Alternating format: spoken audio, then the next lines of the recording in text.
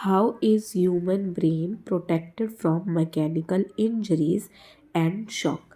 ये क्वेश्चन भी last year 10th class के बोर्ड एग्ज़ाम के सेट 3 में आया था।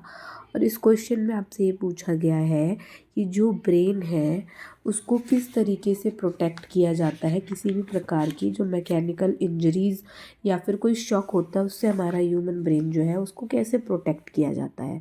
तो बात कर लेते हैं इसके जवाब की। तो ब्रेन जो है उसको हमारी स्कल प्रोटेक्ट करती है, क्योंकि जो हमारा स्कल है वो एक आउटर शेल की तरह काम करता है।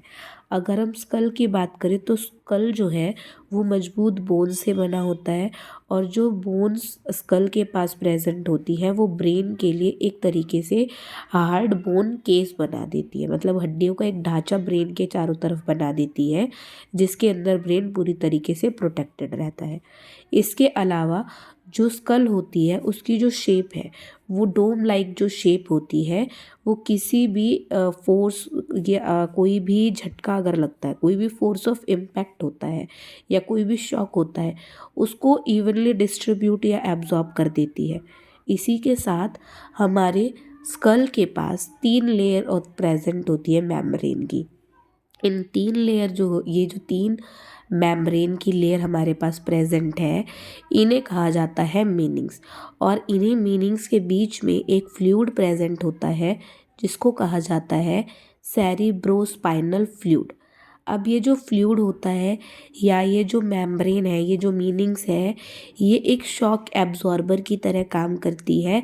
तो अगर ब्रेन को कभी भी कोई सडन इम्पैक्ट पहुंचता है, कभी भी कोई शॉक वगैरह लगता है, तो ये जो फ्लूइड है या जो ये लेयर्स होती हैं ये उस शॉक को एब्जॉर्ब कर लेती है।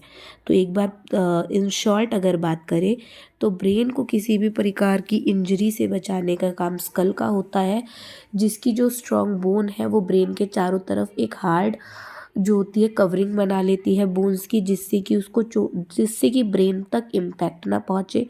इसके अलावा ब्रेन के पास मीनिंग्स नाम की लेयर्स प्रेजेंट होती है, और इन मीनिंग्स के बीच में सेरिब्रोस्पाइनल फ्लूइड प्रेजेंट होता है।